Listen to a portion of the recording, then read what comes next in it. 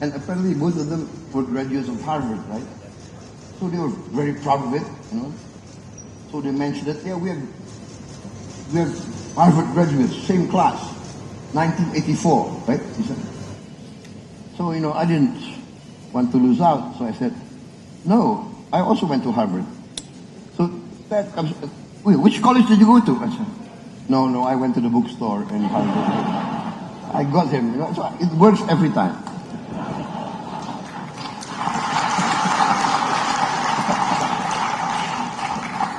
Well, you come from a very distinguished family. Your grandfather was a founder of a very notable bank, and your father was a brilliant economist who served Sukarno and Suharto, but also was not afraid to try to make a change when he thought one was needed. So growing up, your father helped shape your philosophy. So given your family background, how did they shape your economic thinking? I think you are correct, because my grandfather lived in the times of Indonesia being a colony of Holland, of Netherlands. My father went to school in Netherlands and graduated there in economics, and so this was the 40s, right? And then, of course, we were in the middle of this great, let us say, upheaval, fighting for our independence. So my father came back. And at that time, to be very frank, most of the leaders of Asia, Africa, the elite, were basically socialists. Because at that time, socialism, in fact, even Marxism, communism, they were the movement that really advocated for freedom against the colonialists and the imperialists. I think that's why a lot of Asian African leaders, movements of the young, were practically left-wing socialists. Many were communists, and my father was also a socialist in his young days. In fact, he was a leader of the Socialist Party of Indonesia. But then, I think what influenced him a lot was when he was sent by our leaders to New York, to the United Nations, to represent Indonesia, lobby for, and there he made friendship with a lot of American leaders who basically were business leaders, who were capitalists, but many American capitalists in those days and leaders were also anti-imperialist and anti-colonialism. They were against all this colonial and imperialist movement, and America at that time was in the forefront of actually basically forcing the European colonial powers to decolonize. So I think that's my father got, and he was helped a lot by many American business leaders. He always talked of this Matthew Fox, I think. Matthew B. Fox. It was at that time, I think, the founder of 20th Century Fox, I think, who became a good friend of my father and always helped the Indonesian independence movement. So it's very interesting. So when he came back from the U.S. In the early days of our independence, he became quite, I would say, even balanced. Of course, the thinking was always socialistic, but he understood that actually capitalism, free enterprise, really had something that's very important. And that was his thinking. In the end, of course, I was a young boy. I said, "So, Father, what is the best economic system according to you, Father?" And he said, "Actually, the best economic system for us, for Indonesia, must be a mixed economic system. We must take the best of capitalism and the best of socialism.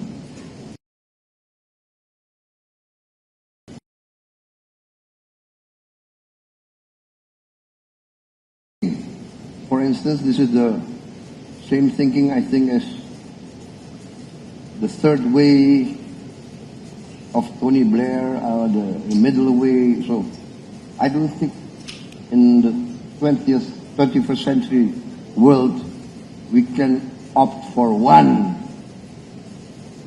set of thinking, one set of philosophy that works for everybody. It must be, I think we need to find each country the system that works for our country. That's my opinion. One of the things in terms of getting down to specifics that you've done in your first year is a program where you're spending billions of dollars to provide school lunches for children. And walk us through what you learned from the Rockefeller Institute and others and how important it is for a meal for children to learn, but also what is this already starting to do to the local agricultural community. Talk about the kitchens that are being set up, and already it's beginning to have an impact. I'll steal some of his thunder. Right now, he is feeding each day the equivalent population of 7 Singapores. So walk us through this program. Yes, I think this free meal program, in Indonesian we call it MBG, Makan Bergizi Gratis, so free nutritious meal. Well, basically it came about, I've been campaigning, I've been running for president, I think. I ran for president, I think, 5 times in this last 25 years, I think, 20. 5 times I ran, 4 times I lost. The last time I won.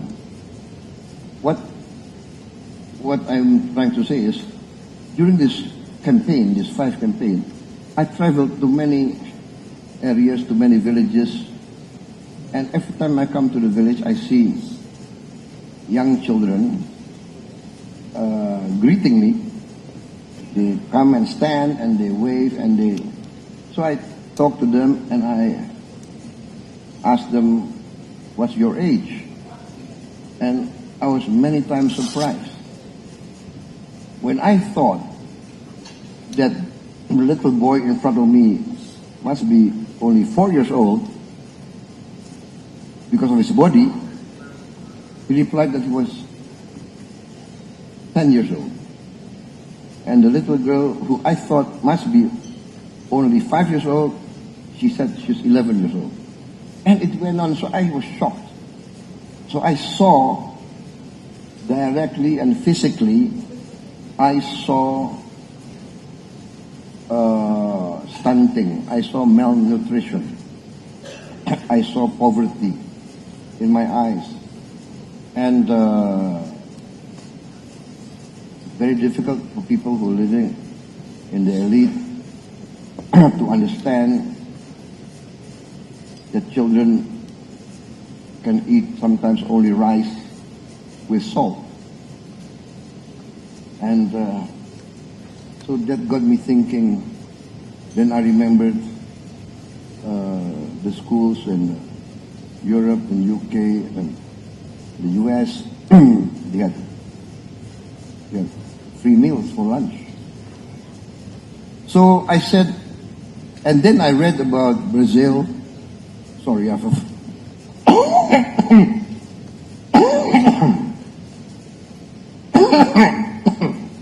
actually I have some flu, but you invited me, so.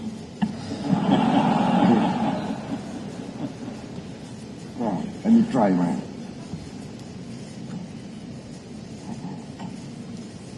We'll blame the flu on the IMF, but that's another subject for another time. Sorry. So, lost my voice there. So, I saw this, the importance of doing something. And then I realized that India, their per capita income is less than Indonesia. And yet their leaders had the courage to have free meal program for their children. So I said to my team, I said, if India can do it, why cannot Indonesia? And India, I think, has done it since 2010. And they have put it into their laws that free meal is mandatory for the children. Brazil does this. So when I started planning for this, it was in 2023, I think. And at that time, there were 77 countries that had a free meal program. So I said Indonesia must be the 78th or 79th.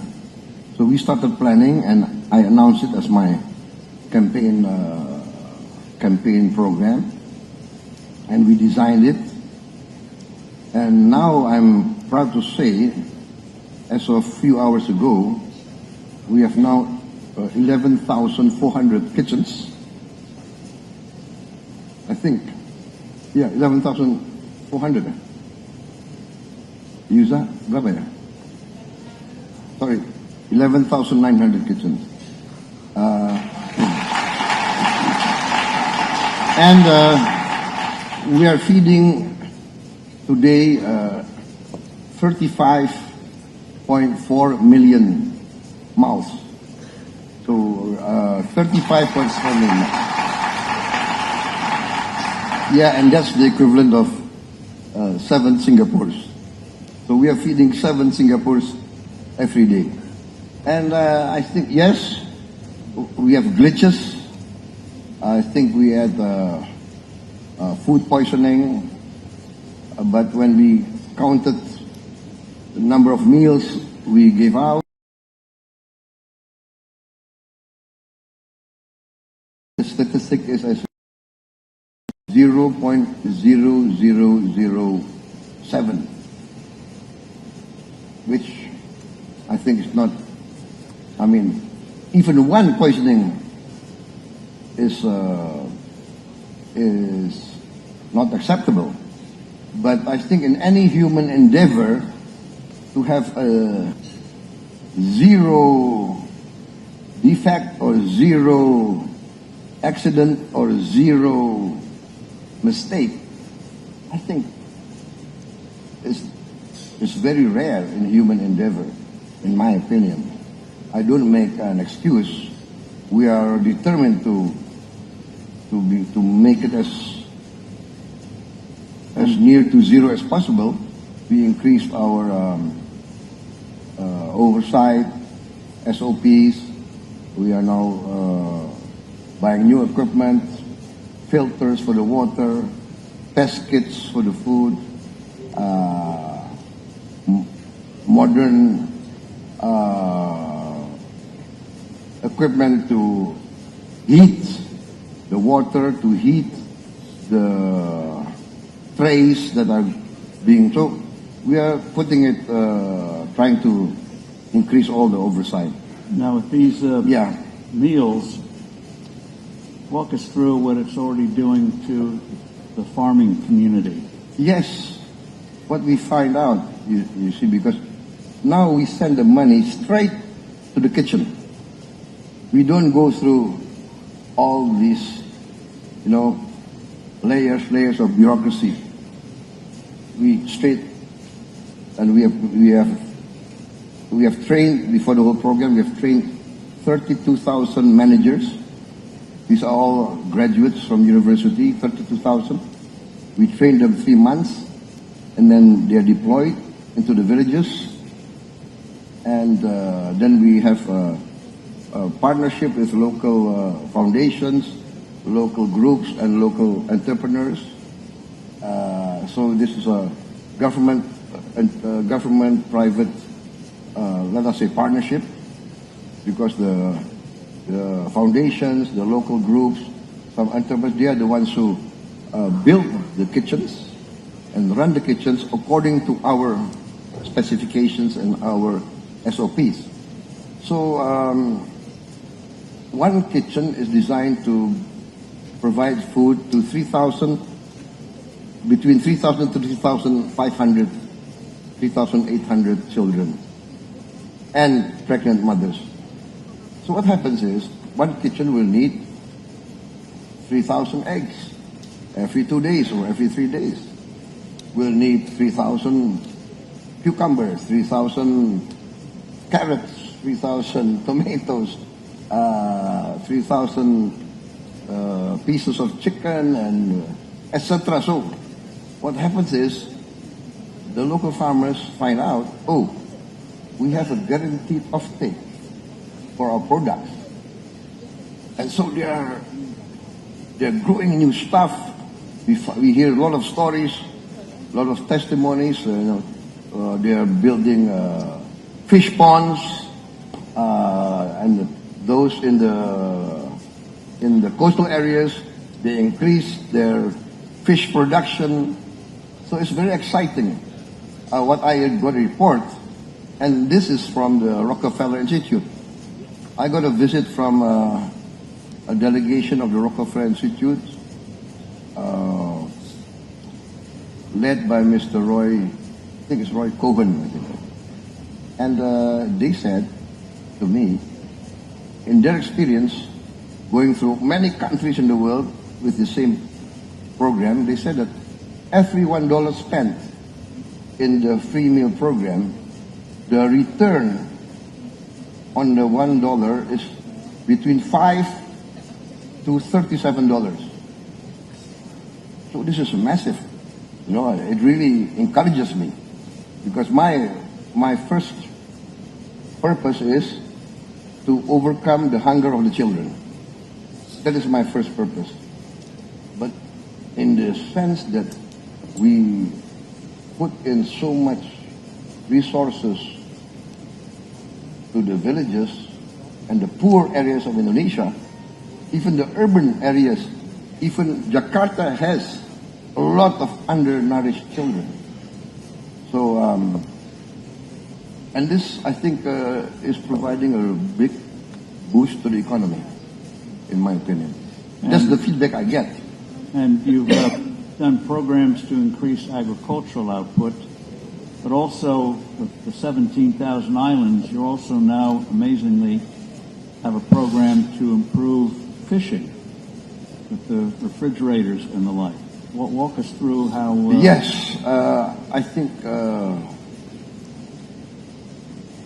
Indonesia is basically, we are actually very blessed and very fortunate that 3/4 of Indonesia is actually sea. But the sad thing is, we have not really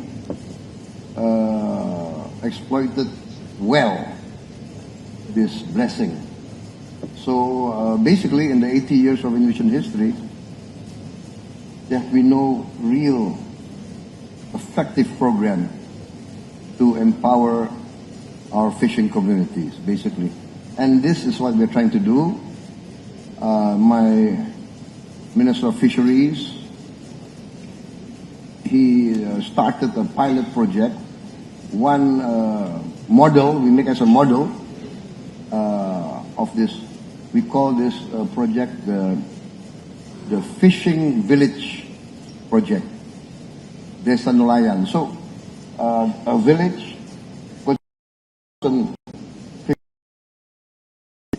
we will reorganize, give facilities. For instance, many of these villages do not have a simple jetty.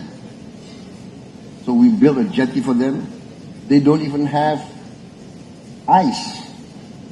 So we provide financing so that they can build a small ice producing facility.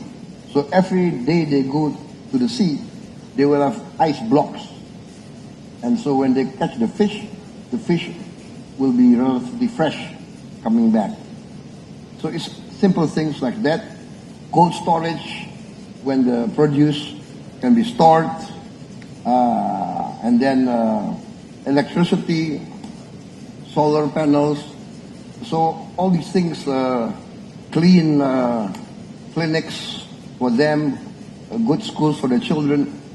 And we find out their testimony, after 1.5 years, 2 years, their earning increased up to 100%, which is amazing. You know, I am myself I'm very surprised. I thought maybe 40%, 50, 100% increase. But for basic things like ice, and then of course facilities for auctioning the fish. So now all the people who need fish, they know, oh, in that village I can get fresh fish, and if I come early for the auction, I will get the best. So prices increase, earnings increase. So what we are planning to do is we are planning to replicate that this year, 2026. This year we already start building 65 already. 65 already. And the target will be end of 2026. We are going to build at least 1,000 of these villages all over Indonesia. 1,000. That means it will empower 2 million fishermen. 2 million fishermen with their wife and maybe 2 kids. That's 8 million Indonesians. We hope immediately, after 1 year, their earnings will increase by 100%. And this is our goal, our dream. And I'm very bullish. I'm very optimistic. So we will now get fresh increase of protein from the fishing villages. We will send it to our cooperatives, because I'm also building, we have already established 81,000 village cooperatives. And each village cooperative will have their own warehouse, cold storage, will have their own mini supermarket, their own village drugstore, village clinic, etc., etc., etc. And each cooperative will be given financing to buy 2 trucks. So all their produce will be sent to the market. And there will be no more stories of, sir, our harvest is rotting, nobody's coming, da-da-da-da-da-da. Yeah, so I think this is going to be an exciting time for Indonesia. I'm excited, and because I'm seeing this dream, this concept turning into reality as we sit here today. And one of the things you've done was to wipe out old debts for a lot of small farmers and businesses that were around for years and years. Yes, exactly. Weren't going to be paid, so just wipe it out and let them have a fresh start.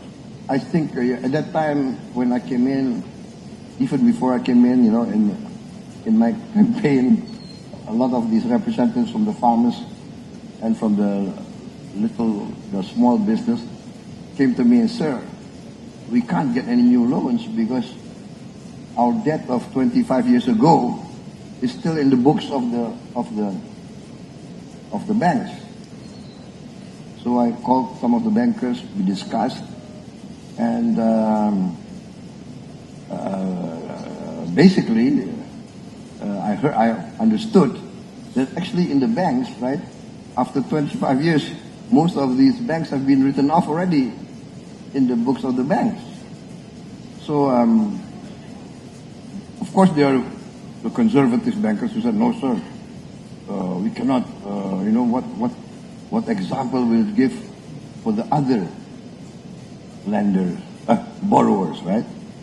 So I said, these people, 25 years, they cannot pay back because of bad weather, because of natural disaster, etc., etc. No way can they pay back. So to be realistic, I said there is such a thing as forgiveness. So I said, we forgive the debt. Now, one of the things in what they call a macroeconomic sense you're doing is free trade agreements. And you have an agreement with the EU, European Union, to promote trade. Can you walk us through that? Yes, I think this is one of the achievements of my team, my economic team, led by Mr. Ailanga Hartarto. He's been working very hard with his team, and we succeeded in getting the agreement through the CEPA, right? Indonesian European Union Comprehensive Economic Partnership Agreement, CEPA. And I think this is a breakthrough because it came right when the American government started their tariff campaign. Can we say campaign? It's a polite way to put it. Right. So I'm an American. I have more pungent words. So you have to be diplomatic. So I think we need to. For us, it was a wake-up call, right? If I were an American, I understand the point of view of the Trump administration. I think, America cannot be, right,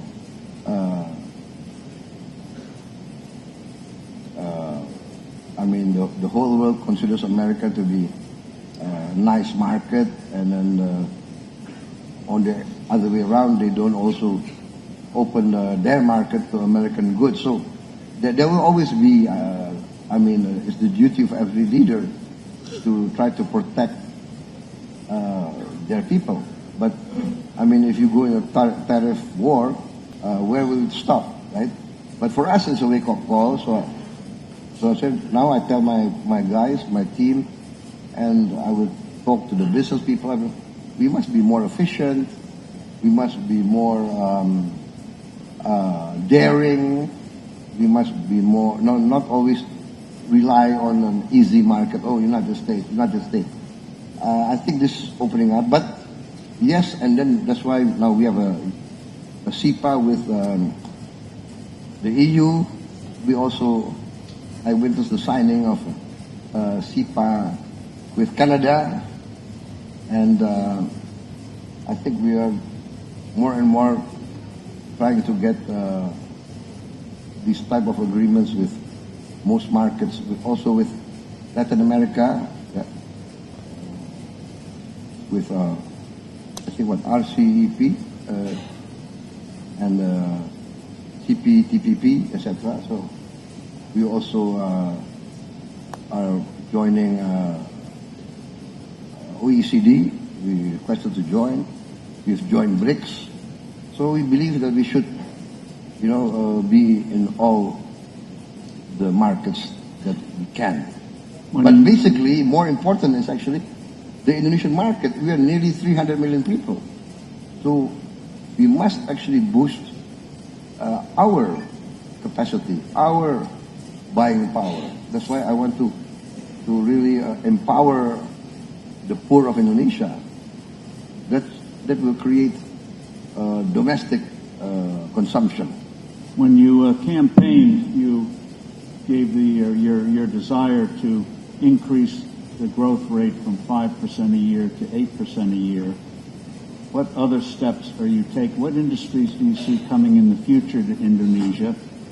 And what would you say to Americans and others about why they should invest in Indonesia today so you can get that 8% growth rate? I think 8% is very achievable. It's very achievable. As I mentioned to you, for instance, even with this free meal program, we are creating directly 1.5 million jobs. Directly.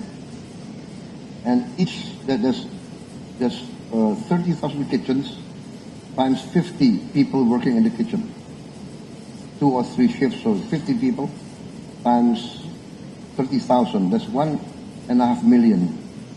So the economic experts tell me that 1% growth will create 400,000 jobs. Well, we created already 1.5 million jobs. That's 3%.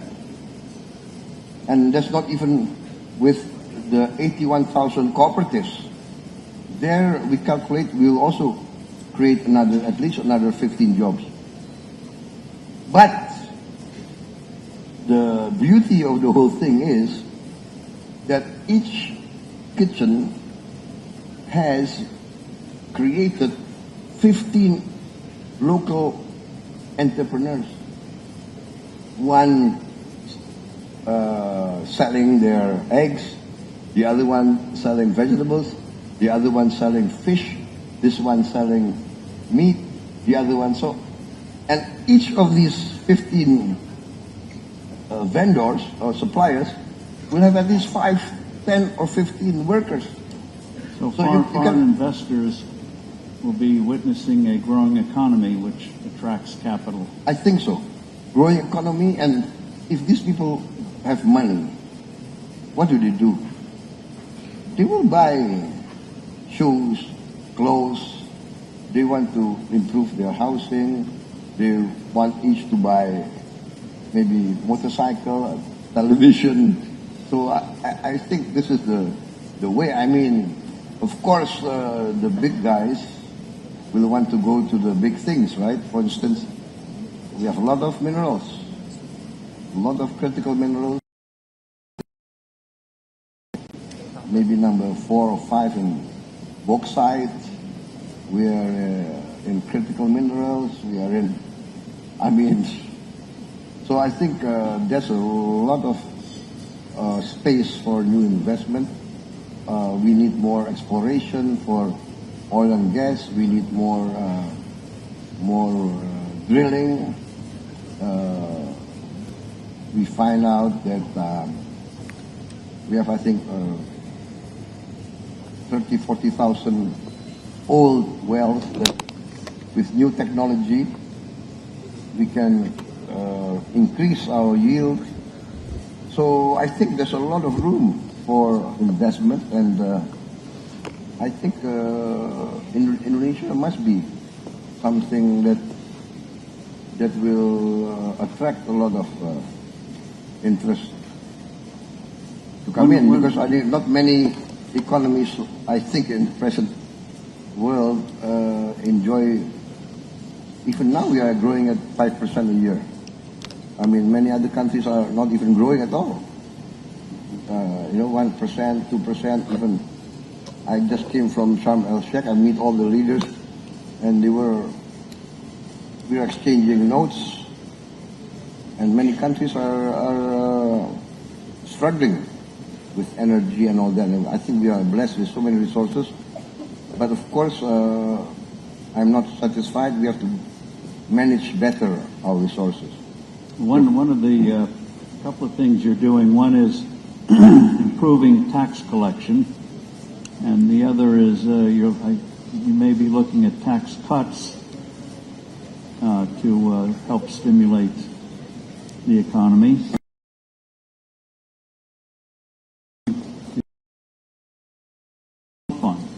Then in Tara, which has under assets, starting off $1 trillion.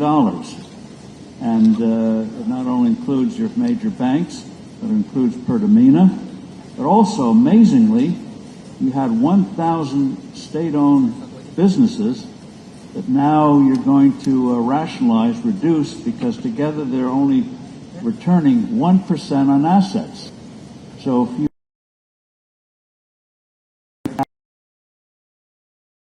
give a boost to the economy. I think so. So I've given direction to the chairman of the Danantara to rationalize everything, cut down from the 1,000 state-owned enterprise maybe to more rational figure, maybe 200 or 230, 240, and then run them with international standards, right? So I am convinced that that 1 or 2% return can increase, must increase. I think, and I told the Danantara management to run it on an international business standards. You can look for the best brains, best talents, and I've changed the regulations. Now, expatriates, non-Indonesians can be leading our SOEs.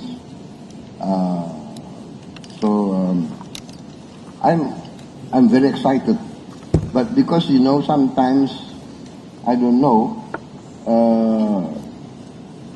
There is some sort of disconnect sometimes between the economic players and the political players, the political leaders.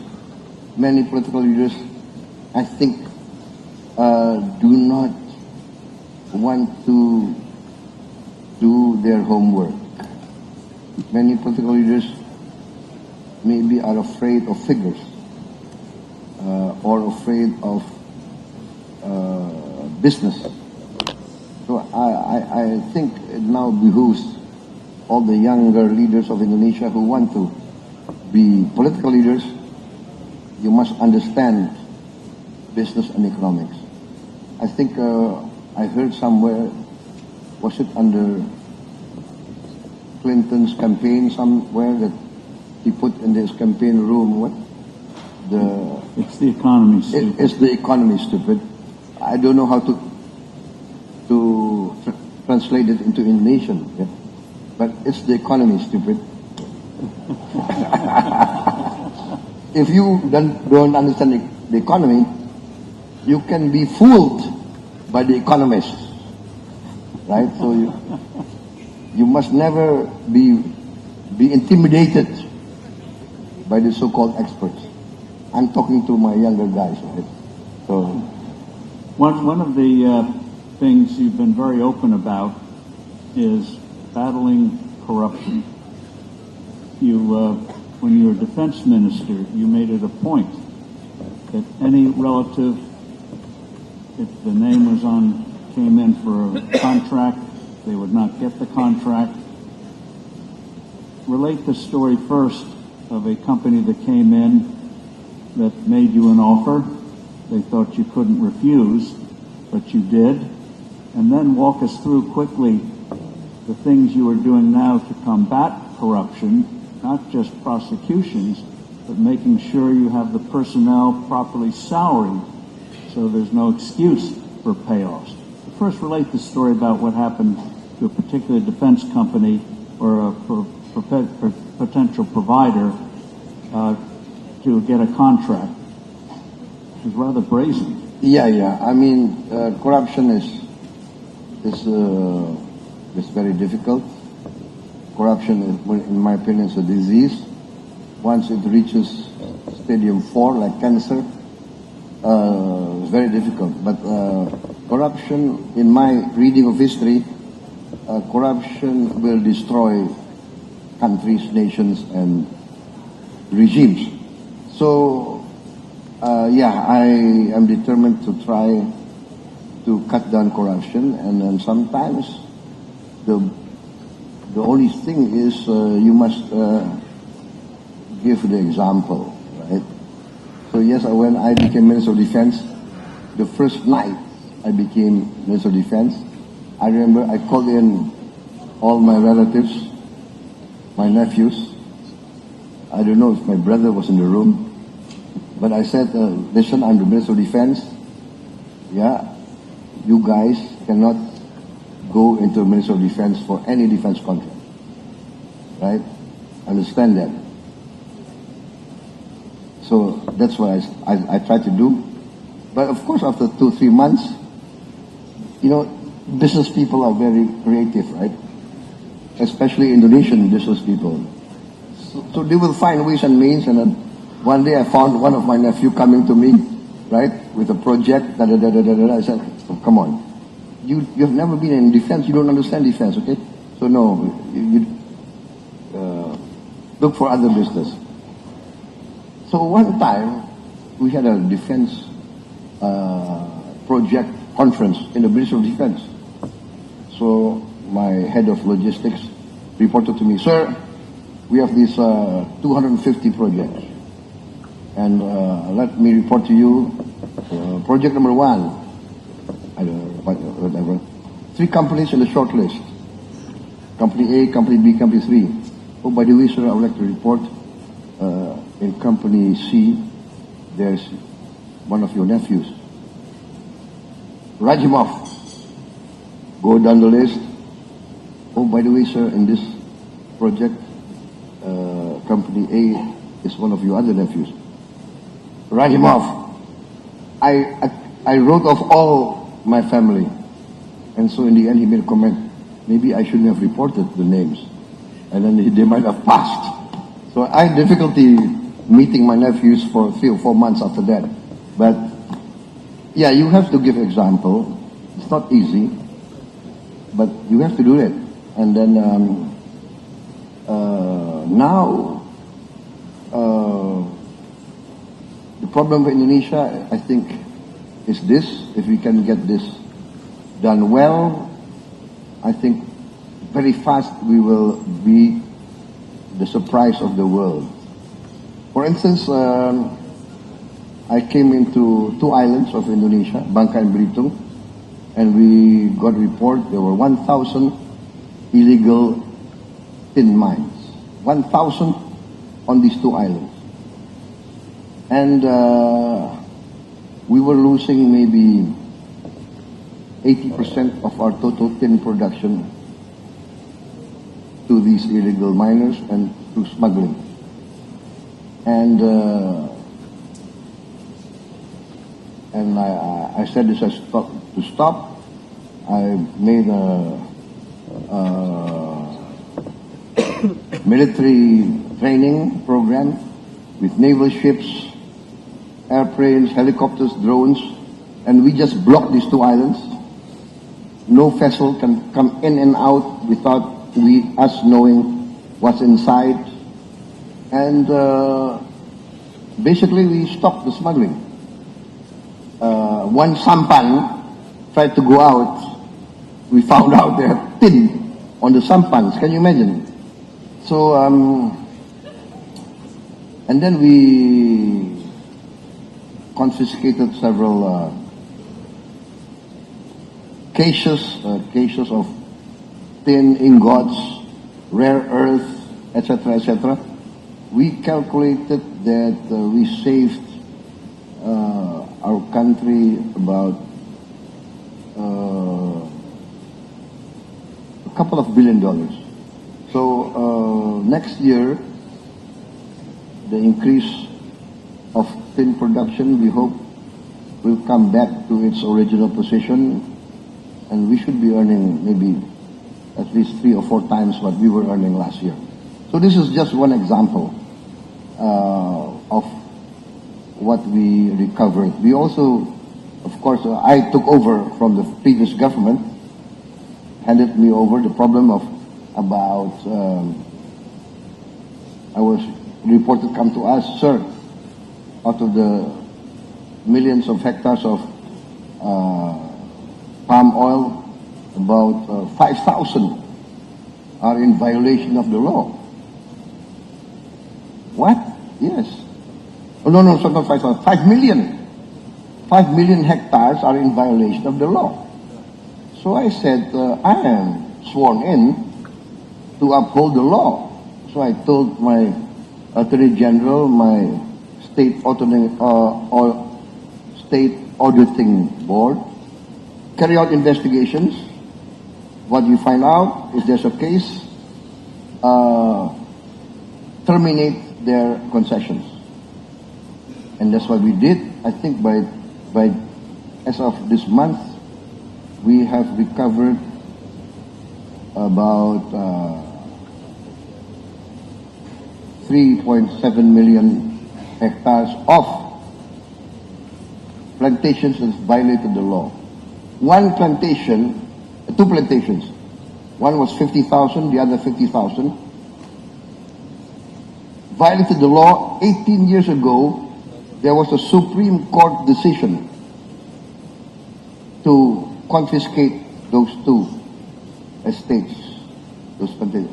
18 years ago, Supreme Court of Indonesia decision, not carried out for 18 years. The Attorney General came to me and said, what, Supreme Court? Inkrah, so no more ways to appeal. So I said, carry out, execute. Sir, this and that, what? You guys afraid? I ordered my armed forces, you accompany this Attorney General's office, accompany the state auditors, protect them, go in there and confiscate. 100,000 we take over, and no problem. So I think this is the case is the government now must enforce the law, and I'm determined to enforce the law, and I'm determined that the Indonesian government must be respected by everybody. The law is the law, regulations are regulations. Those who violate the law will have to deal.